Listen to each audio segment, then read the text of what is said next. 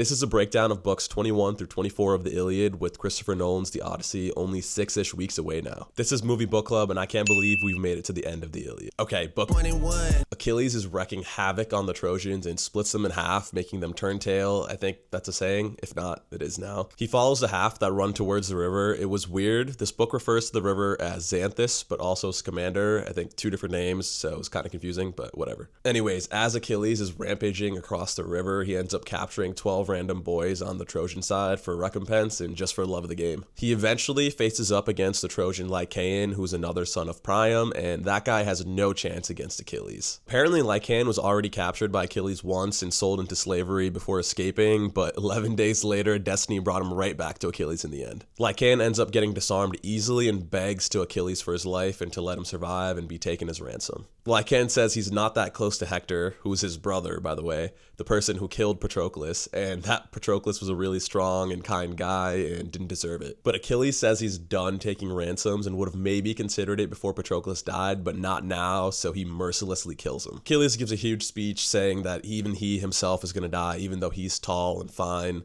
just to show that everybody dies. Asteropaeus on the Trojan side also tries taking a stand against Achilles, but gets killed as well. Achilles has no interest in letting any of these Trojans live or be taken as ransom outside of those 12 random boys that he took, I guess. Achilles goes on killing more people and has a line where he says, "When sons encounter me, their parents weep." Unfortunately, that's a bar. There are so many dead bodies in the river, it ends up getting clogged and filled with blood and body parts, and the river god has to come out and ask Achilles to stop. Achilles kind of agrees, but decides not to stop the killing, which forces the river to want to side with the Trojans, and the river calls out to Apollo for some help. And with Apollo's blessing, the river is able to drag Achilles downstream, and we actually see Achilles at his weakest point here, I think. It really felt like he was in a dire situation. But of course, we get more divine intervention with Hera convincing Hephaestus to set the riverbanks on fire to put the pressure on the river to let Achilles go. Meanwhile, we also get other godly interactions, but this time it's with each other. We see Aphrodite call out Athena when she and Ares were having a verbal back and forth. And as soon as Aphrodite confronted Athena, Athena dropped her ass on the floor.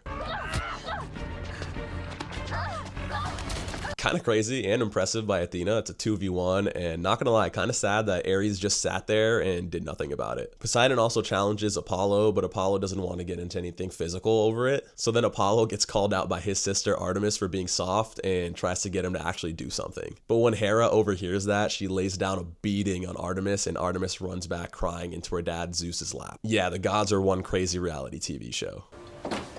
Don't be rude. Are you kidding me? I swear to God, don't be What are you throw doing? the thing on me. I'll hurt you. Don't do that. Oh my God. Wait. And during all of this, Priam, the king of Troy, sees the destruction to his troops on the battlefield and opens the gates to let the survivors retreat. It's crazy, as a culture, they value glory so much, but when it came to Achilles on the battlefield, they were okay to just retreat and get back home. Achilles is hot on their tail, but Agenor, after going back and forth between being brave and retreating, actually decides to take Achilles on. And this is yet another guy that quickly gets beaten up by Achilles, but before Achilles can actually kill him, Apollo takes him away from the battlefield. But I guess even that small period of time of distracting Achilles was enough for most of the Trojans to make it back to Troy and inside the gates. Hector is now the only person on the Trojan side outside of the Troy walls. His dad Priam is on the edge of the Trojan gates looking at him, begging Hector to retreat and come back inside at least for a little bit to recover. It's also kind of wild that Priam said he'd be kind of sad if his other sons died, but it wouldn't really be bad for Troy unless Hector did. Hector might be as stubborn as Achilles, if not more, and he might actually be stupid or blinded by the need for glory. I don't know what else could be the explanation for him not retreating right now. It's so dumb because Hector knows he messed up by not retreating like he was advised to by Polydamas in the prior book, which would have left the Trojan troops in a way better state than they are now. But Hector uses that as an excuse for not wanting to retreat now, apparently, because he feels ashamed to have to show his face to the rest of the troops, knowing that he could have retreated earlier. Even though retreating now would be the smarter move, I don't get how you know you messed up before by not retreating, but decide to make the same mistake again because you're ashamed of making the mistake the first time. Talk about a guy not knowing how to cut his losses. The fallacy of sunk cost. It's what gamblers do. They throw good money after bad, thinking they can turn their luck around. It's like, I've already spent this much money or time or whatever. Meanwhile, Apollo is doing wonders for the Trojan side, buying them time because he's pretending to be Agenor and getting Achilles to chase him around instead of letting Achilles set his sights on breaching the Trojan ramparts. But eventually Achilles finds out that it was Apollo tricking him and makes his way to the retreating Trojans. And Hector, who's decided stupidly not to retreat, goes to confront him. He does initially actually try to reason with him and tells Achilles he can have whatever he wants, whatever he needs. What a pro wants, what a pro needs. If he leaves Troy, but we all know how that's going to fare. Once Achilles makes up his mind on something, it doesn't matter if you're on the Greek side or Trojan side, he's a very tough convince. And once Hector realizes that, he decides to run and Achilles chases after him. Zeus actually considers saving Hector here, which goes to show how well liked he is by a lot of the gods, but Athena does end up convincing Zeus that it's time for Hector to go. And Zeus's magical scales that weigh fate of two different people ended up saying the same thing. So Athena goes to Hector disguised as one of his allies, Deiphobus, while Hector is still running from Achilles, and tells Hector that they can take Achilles by working together. And Hector listens, thinking he has a brave ally on his side, so he turns around to face Achilles and they start battling, but initially no one gets hit. And when Hector turns to ask Deiphobus for help, he looks to see no one there because Athena had fled the scene. And that's when he realized the gods had abandoned him. But regardless, in a final attempt to get some amount of glory, he wants to try and take down Achilles. Before they start fighting, Hector asks for them to make an oath that this battle will be a fight with honor, where the losers' bodies will be returned to their own people, but Achilles is a dick, so he can't agree to that. Hector charges towards Achilles, but because Hector is wearing Achilles' old armor, he knows the perfect weak spots in it and perfectly gets a spear through Hector's throat. With his dying breaths, Hector asks for his body to be returned to his people so they could do the proper burial rites, and he doesn't even care for the armor, just the body would be enough for him. But Achilles is so full of rage, he can't accept that. He wants Hector's family to suffer. He says he's going to let the dogs and birds ravage the Trojan body, and then Achilles ties Hector's body to the back of his chariot and literally drags him through the dirt. Holy shit, I think Achilles might be the villain of this story. I don't understand how it was Hector's fate to die, but it was the gods that intervened and outright manipulated him into a losing situation. Rip Hector, my favorite character, the only one who didn't take any slaves, wanted to be honorable, loved his family. He was just brought into this war because of his idiot brother Paris. It's a sad sight for the Trojans as Hector's parents Priam and Hecuba are devastated, and Hector's wife weeps loudly for everyone to hear. Book 23, let's get to it. At the Greek camp, we get back to the morning of Patroclus' death, and Achilles is obviously at the forefront for that. Although he's also really getting off on the Trojans' tears and is taking in the glory from every drop and the idea of mutilating Hector's body. But at least we get to a point where he's ready to eat again and finally puts his eating disorder to the side, but still doesn't want to clean his blood and everything off of him or take a shower even until Patroclus gets properly buried. And that night we get Patroclus returning to Achilles in his dream, telling Achilles that the funeral needs to happen ASAP because currently his soul is being prevented from officially getting into the land of the dead, and he can't take being in a limbo state any longer. And in the dream, Patroclus outlines exactly what steps Achilles needs to take in order to complete the funeral rites successfully. Patroclus also mentioned that he wants his bones and ashes to be mixed with Achilles in the same urn because Achilles is fated to die soon anyways, and that way they can be together for eternity. I don't know if it gets more romantic than that. And Achilles begs for Patroclus' ghost to stay a little longer and tries to hug him, but his hand passes right through and Achilles wakes up for it to be morning. Then the ceremony and funeral processions begin. We watch Achilles sacrifice the 12 Trojan kids he had held hostage from the last book before officially completing the funeral steps for Patroclus. The rest of the book turns into a series of competitions in Patroclus' honor. It was basically a mini Olympics, honestly.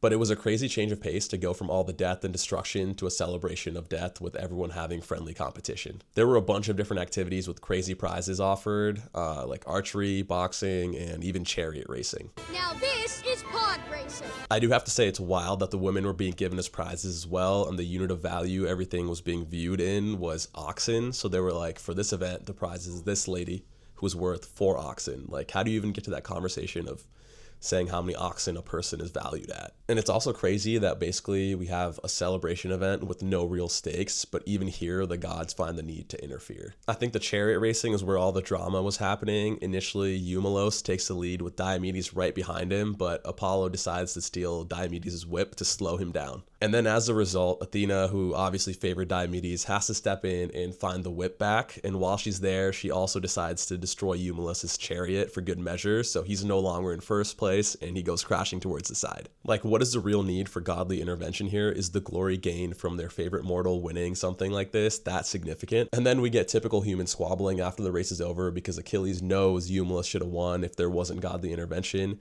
and he's been known as the best charioteer, so He tries giving him the second place prize, but obviously that doesn't go over well. Everyone ends up squabbling about who should get what, but eventually they're all able to reach a compromise. Also, during the spear throwing competition, it's crazy. We have a bunch of people ready to compete, but then Agamemnon just shows up and Achilles is like, you know what? You're the best spearman here. We know that. Just take the prize and leave. Overall, I feel like this book was kind of whatever, but at least we get to see all the main Greek players again, and that was cool, and we finally get to say goodbye to Patroclus officially. I guess the overall purpose, though, was to show that Achilles was transitioning to becoming more human again as he integrated himself back into his community and was able to show human qualities with sportsmanship and honor rather than just bloodlust. But it is a bit odd to have all these games and celebrations now, even though the war technically isn't over yet.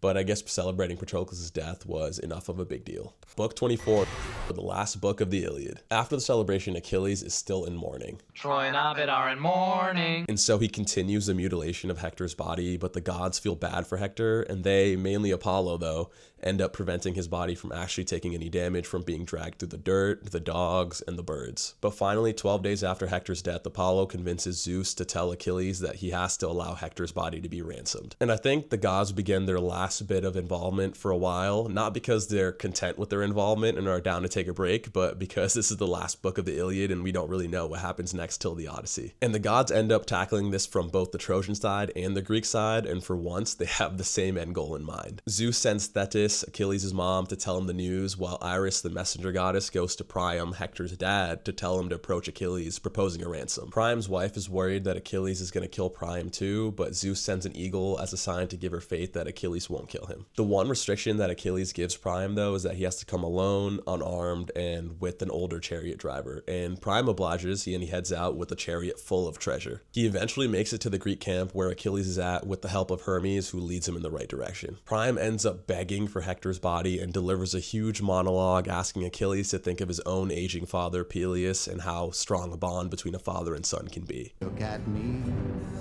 I am old, but I'm happy.